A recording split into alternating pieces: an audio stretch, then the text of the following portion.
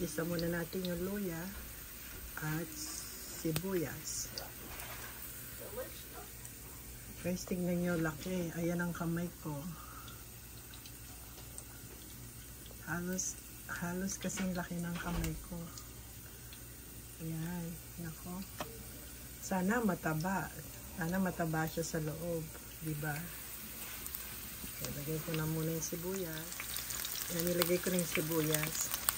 Masarap sana kung lalagyan ng bagoong, kaso ayaw naman ni Jessica ng bagoong. Kaya gata lang, walang bagoong. Kung ako lang, pwede sana may bagoong na Barrio Fiesta.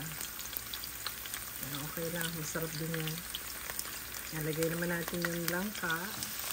Sagisa natin yung langka. Konting paminta.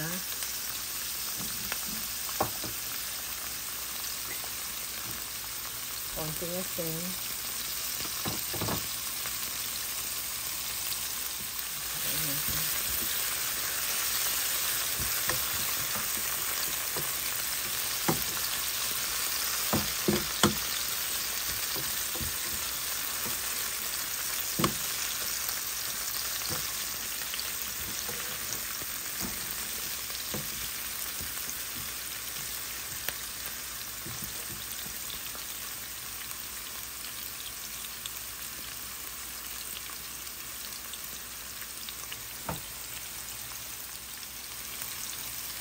Pa natin ng konti para maluto yung langka.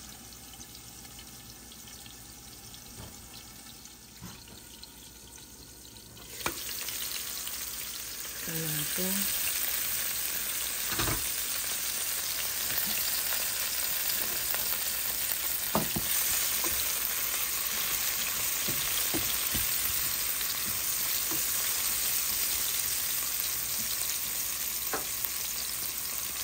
Lagay ko na rin itong gata.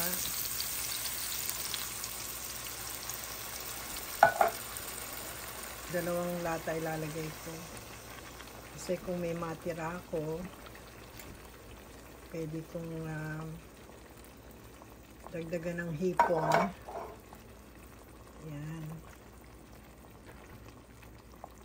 Pakuluin lang natin ng konti. Guys, tingnan niyo, oh. Natutuwa lang ako kasi ang laki-laki talaga. Mas malaki pa yata sa mukha ko eh. Ayan, oh. Diba? Ayan.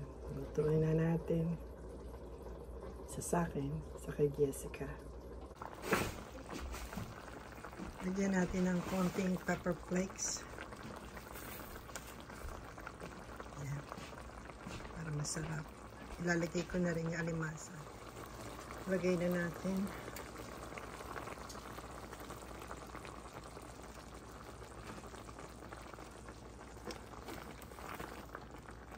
Ayan.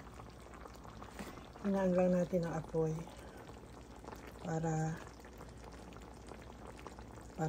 tatakpan natin para ma-steam siya at maluto ng yan. Balikan natin ng mga 2 minuto. Yan, luto na yung ating crab. Kain na tayo. Tingnan nyo.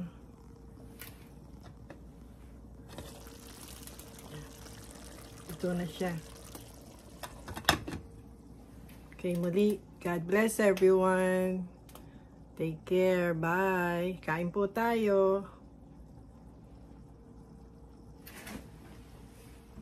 Aking crab, natutuwa lang ho ako. Pasensya na.